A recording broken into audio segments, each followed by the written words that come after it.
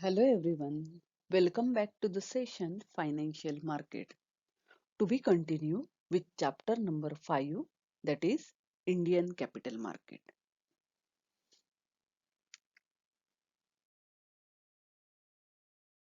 In previous lecture, we have discussed about meaning of primary market, features and advantages of primary market.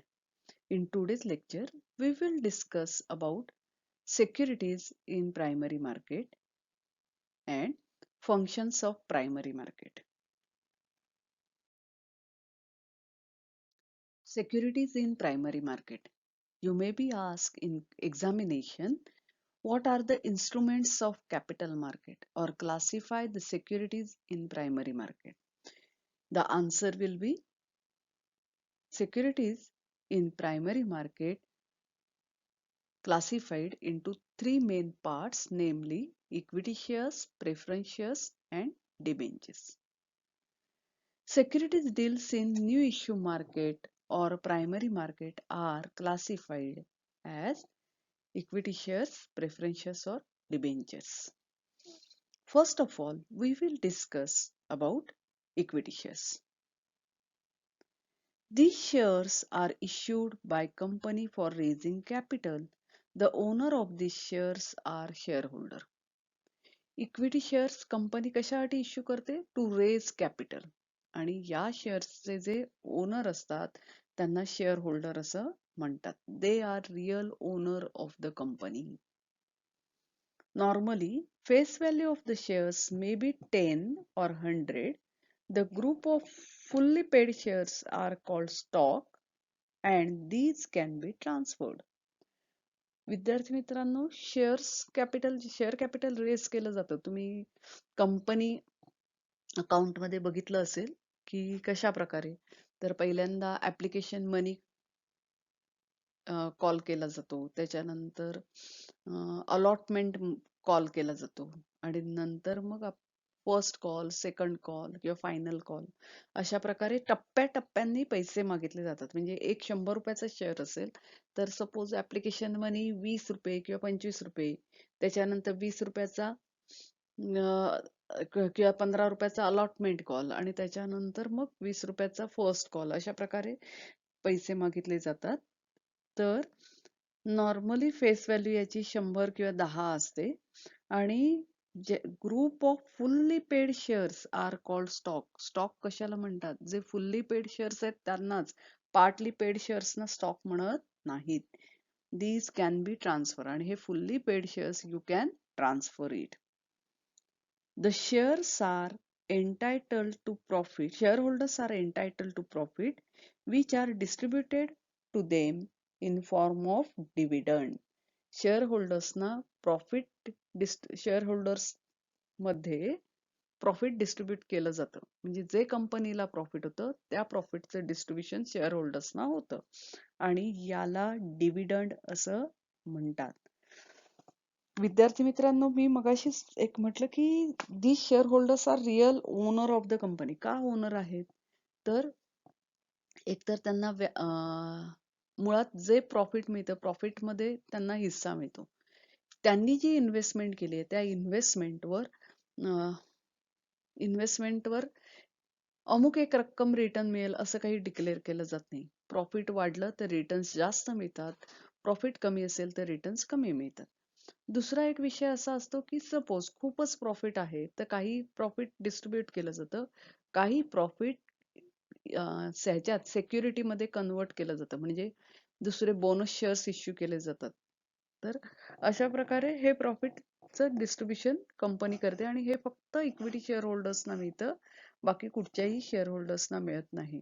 आणि तिसरा भाग असा की मी त्यांना real owner of the company म्हणण्याचं कारण, जर ती कंपनी बंद होत असेल at winding up of the company, तर ती बंद होत असेल तर अशा वेळेला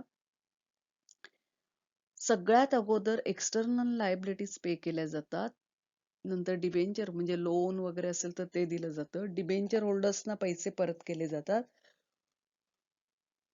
मग प्रेफरन्स शेअर होल्डर्सना पैसे परत केले जातात आणि लास्टली इक्विटी शेअर होल्डर्स ना पैसे परत केले जातात. अर्थात हे सगळ्या एक्सटर्नल लायबिलिटीज पे करून जर जास्त पैसे शिल्लक राहिले तर इक्विटी शेअर होल्डर्सना जास्त पैसे मिळतात. पण काहीच शिल्लक राहिलं नाही तर त्यांचे पैसे सुद्धा जातात. Therefore, these are called real owner. The next one, preference shares. Preference shares are similar to equity shares but are given on a prudential basis to a certain shareholders like promoters, auditors, etc. Preference shareholders हे equity shares सारखेच आहेत. Preference shares are similar to equity shares but are given on prudential basis to certain shareholders. काही ठराविक share होल्डर्सना हे shares issue केले जातात आणि जसे की प्रमोटर्सना किंवा ऑडिटर्सना हे शेअर्स इश्यू केले जातात. दुसरं काय आहे यात तर there are cumulative, non cumulative, participating, redeemable, irredeemable, convertible, non convertible preference shares. Preference shares हे इक्विटी शेअर्स सारखे असले तरी सुद्धा ठराविक शेअर होल्डर्सना ते दिले जातात. ही पहिली गोष्ट. त्याच्यावर फिक्स रेट ऑफ रिटर्न मिळतो. एक्सटर्नल लायबिलिटीज पे केल्यानंतर कॅपिटलवर पहिला अधिकार कोणाचा असेल तर तो प्रेफरन्स शेअर होल्डर्सचा असतो. आणि म्हणजे त्यांना त्यांचे एक ठरलेलं जे फिक्स रेट ऑफ रिटर्न्स आहेत ते परत केले जातात. त्यांना एक्स्ट्रा नाही मिळत पण फिक्स आहेत ते केले जातात. आणि जे काही शिल्लक असेल ते शेवटी इक्विटी शेअर होल्डर्सना दिलं जातं. आता प्रेफरन्स शेअर्सचे प्रकार आपण बघितले की क्युम्युलेटिव्ह, नॉन क्युम्युलेटिव्ह. क्युम्युलेटिव्ह याचा अर्थ काय?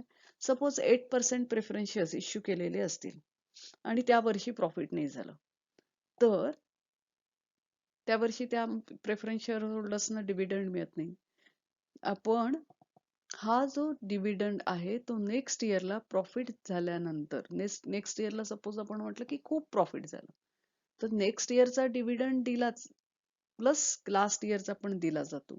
त्याला क्युम्युलेटिव्ह प्रेफरन्स शेअर होल्डर्स असं म्हणतात. नॉन क्युम्युलेटिव्ह म्हणजे ज्या वर्षी प्रॉफिट झालं नाही त्या वर्षीचा dividend non cumulative preference share होल्डर्सना मिळत नाही. Participating preference shares, non participating हा सुद्धा एक प्रकार असतो. तर पार्टिसिपेटिंग याचा अर्थ असा की त्यांना ठराविक रेट ऑफ रिटर्न्स मिळतात पण एक्स्ट्रा प्रॉफिट, बंपर प्रॉफिट झालेलं असेल तर त्या प्रॉफिट मध्ये एक्स्ट्रा प्रॉफिट शेअर करण्याचा अधिकार पार्टिसिपेटिंग प्रेफरन्स शेअर होल्डर्सना असतो. नॉन पार्टिसिपेटिंगना नसतो. Redeemable, irredeemable. आता रिडीमेबल प्रेफरन्स शेअर्स आणि इररिडीमेबल म्हणजे काय? मुळात प्रेफरन्स शेअर्स हे 20 आताच्या नियमानुसार 20 वर्षाच्या आत ते परत करायचे असतात. म्हणजे सपोज मी प्रेफरन्स शेअर्स खरेदी केले, कंपनीकडनं विकत घेतले तर कंपनीने बायबॅक करायचं असतं. त्याला रिडीमेबल प्रेफरन्स शेअर्स असं म्हणतात. इररिडीमेबल आता मात्र इररिडीमेबल इश्यू केले जात नाहीत. पूर्वी केले जायचे. कन्व्हर्टिबल, नॉन कन्व्हर्टिबल याचा अर्थ असा की या प्रेफरन्स शेअर्सचं कन्व्हर्जन इक्विटी शेअर कॅपिटल मध्ये होतं त्याला कन्व्हर्टिबल प्रेफरन्स शेअर्स असं म्हणतात. नॉन कन्व्हर्टिबलचं कन्व्हर्जन इक्विटी शेअर कॅपिटल मध्ये होत नाही. Preference shareholders get first preference in distribution of dividend over equity shareholders. म्हणूनच त्यांना प्रेफरन्स शेअर्स असं म्हटलंय कारण प्रॉफिट जे आहे शिल्लक राहिलेलं त्या प्रॉफिटवर पहिला अधिकार प्रेफरन्स शेअर होल्डर्सचा असतो आणि नंतर काही शिल्लक राहिलं तर इक्विटी शेअर होल्डर्सना मिळतं. आणि तसंच वाइंडिंग अपच्या वेळेला डिबेंचर होल्डर्सचे पैसे देऊन झाल्यानंतर एक्सटर्नल लायबिलिटीज देऊन झाली, डिबेंचर होल्डर्स देऊन झाल्यानंतर जे काही शिल्लक राहतं ते त्यांचं कॅपिटलच्या रकमेपुरती अधिकार प्रेफरन्स शेअर्सचा असतो आणि त्याच्यानंतर जे शिल्लक राहील ते इक्विटी शेअर होल्डर्सना मिळतं. The last one, debentures. If the company need fund for extension and development purpose without increasing its share capital, it can borrow from general public by issuing certificate for fixed period of time and at fixed rate of interest. बघा काय म्हटलं इथे की जर कंपनीला extension किंवा डेव्हलपमेंटसाठी काय हवंय, they need extra capital without increasing its share capital. Share capital extra capital हवंय म्हणजे फंड हवंय त्यांना, but they don't want to increase their base of share capital. Share कॅपिटलचा बेस त्यांना नाही वाढवायचा. They can borrow from general public. सामान्य लोकांकडनं पैसे कर्जाऊ घेऊ शकता by issuing certificate for fix period of time and fix rate of interest. म्हणजे एक तर फिक्स पिरियड ऑफ टाइम, ठराविक कालावधीसाठी दे can borrow from general public at fix rate of interest. Rate of interest fix असतो. Such loan certificate is called as debenture, are offered to public for subscription in same way as issue for equity shares. ह्या जे certificates issue केले जातात म्हणजे लोकांकडनं borrowing करून त्यांना certificate issue केले जातात, त्यांना डिबेंचर्स असं म्हणतात. हे debentures offered to the public, general public for subscription. सामान्य लोकांसाठी खुले असतात इन्व्हेस्टमेंटसाठी. आणि जशी प्रोसिजर इक्विटी शेअर्स मध्ये आपण इन्व्हेस्टमेंट करतो, same way general public invest in debentures. And debenture is issued under common seal of the company acknowledging receipt of money. Debentures हे इश्यू केले जातात under common seal of company, acknowledgement of receipt of money. म्हणजे कंपनीचं common seal की पैसे मिळाले याचं common seal वर हे इश्यू केले जातात. तर विद्यार्थी मित्रांनो, आपण काय बघितलं आज? The types of securities, equity shares, preference shares and debenture. In this slide, we will discuss about primary market, functions of primary market. Sorry, we will discuss about functions of primary market. There are four main functions of primary market. First one, origination. Second, underwriting. Third, distribution, and other functions. Let's see what is origination. In primary market, origination means to investigate, evaluate and facilitate new project or proposal. Origination याचा अर्थ असा की नवीन project सुरू करायचा असेल तर त्याचं investigation करणं, इव्हॅल्युएशन करणं आणि फॅसिलिटेट, त्याला आवश्यक असलेल्या गोष्टी पुरवणं, हे ओरिजिनेशन मध्ये येतं. It initiate before an issue is present in market. म्हणजे याची सुरुवात शेअर्स इश्यू करायच्या अगोदर होते. म्हणजे शेअर्स मार्केटमध्ये इश्यू करण्या अगोदर ओरिजिनेशनची सुरुवात होते. It is done with help of merchant banker. Merchant bankers जे असतात त्यांच्या मदतीने हे ओरिजिनेशन सुरू होतं. Merchant banker can be banks, financial institution, private investment firm, etc. Merchant banker बँका असू शकतात, फायनान्शियल इन्स्टिट्यूशन किंवा प्रायव्हेट इन्व्हेस्टमेंट फर्म सुद्धा असू शकते. In primary market, preliminary investigation involves detailed study of economic, financial, legal, technical aspect to ensure soundness of the project. बघा, preliminary investigation origination मध्ये केलं जातं. हे प्रिलिमिनरी इन्व्हेस्टिगेशन काय आहे? The detail study of. कसला अभ्यास डिटेल मध्ये? Economic, financial, legal, technical aspect to ensure soundness of the project. एखादा प्रोजेक्ट सुरू करणार आहोत तर तो साऊंड आहे की नाही, योग्य आहे की नाही, याची खात्री देण्यासाठी या इकॉनॉमिक, फायनान्शियल, टेक्निकल, लीगल आस्पेक्टचं इन्व्हेस्टिगेशन ओरिजिनेशन मध्ये केलं जातं. The next function of primary money market is underwriting. In primary money market, to ensure success of new issue, there is a need for underwriting of firm. म्हणजे कंपनीने shares issue केले, विक्रीसाठी आणले मार्केटमध्ये, की एक खात्री की आपले शेअर्स विकले जातील हे ही खात्री मिळवण्यासाठी under writing of the firm under writing केलं जातं. A company need to appoint underwriter. They can be a bank or financial institution or special underwriting firm. यासाठी कंपनीला एक अंडररायटर लागतो. हा अंडररायटर बँक असू शकते, फायनान्शियल इन्स्टिट्यूशन असू शकतो किंवा अंडररायटिंग फर्म असू शकते. In primary market, underwriting can be done by single underwriters or group of underwriters. Underwriting करण्यासाठी सिंगल अंडररायटर किंवा ग्रुप ऑफ अंडररायटर अंडररायटिंग करतो. Minimum subscription is guaranteed by underwriter. Underwriter काय करतो तर कंपनीने शेअर्स विक्रीसाठी काढले मार्केटमध्ये की अंडररायटर गॅरंटी देतो की अरे हा किमान आम्ही तुमचे 20% शेअर्स विकून दाखवू किंवा काय असं. 20% असं नसतं, साधारण 80% किंवा काय 75% किंवा सगळेच याची गॅरंटी द्यायचं काम अंडररायटर करतो. If issue is completely subscribed, no liability would be left for the underwriter. जर इश्यू कम्प्लिटली सबस्क्राईब याचा अर्थ कंपनीने शेअर्स इश्यू केलेत आणि लोकांनी सगळ्यांनी विकत घेतले तर अंडररायटरकडे कोणतीही लायबिलिटी राहत नाही कारण शेअर्स विकून झालेले असतात. If by chance any part of issue remains unsold afterward the underwriter has no option rather than buying all the unsubscribe shares. पण समजा सगळे शेअर्स विकले गेले नाहीत, काही शेअर्स शिल्लक राहिले तर अंडररायटरला कोणताही ऑप्शन नसतो. He has to purchase that remaining shares. The third function of primary market, distribution. The sale of securities to the supreme or highest investors is termed as distribution.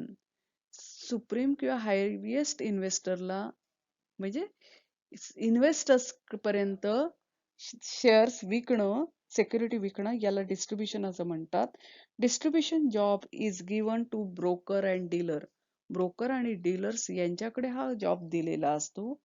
Brokers or agent maintain direct contact with supreme investors.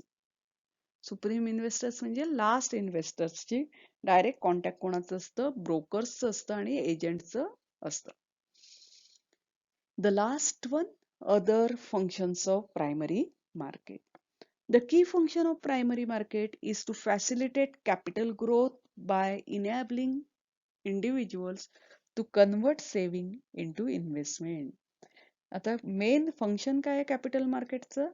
To facilitate capital grow, capital वाढवणं, त्यासाठी सर्व सुविधा उपलब्ध करून देणं.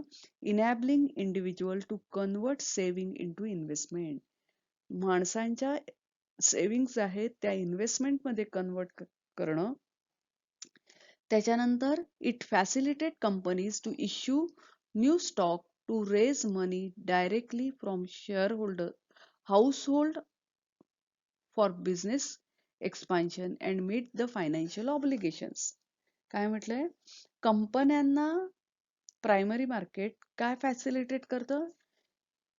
To issue new stock to raise money, money raise करण्यासाठी, new stock issue करण्यासाठी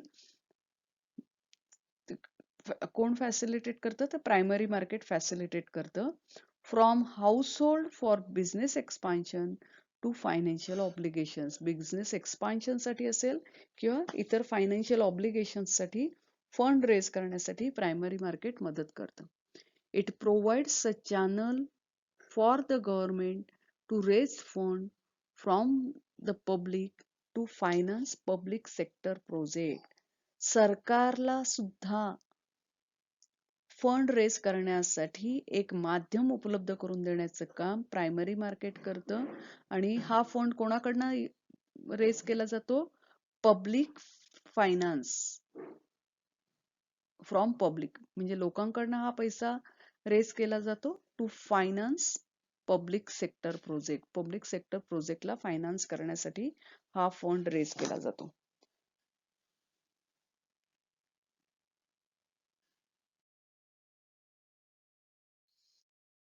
So, student, today we have discussed about instruments in capital market such as equity shares, preference shares, and debentures. We have also discussed about functions of primary market such as origination, underwriting, distribution, and other functions of primary market. So, thank you for today. We will meet again for next lecture to discuss about difficulties in primary market and methods of raising fund in primary market. Till then, thank you. Happy learning to you.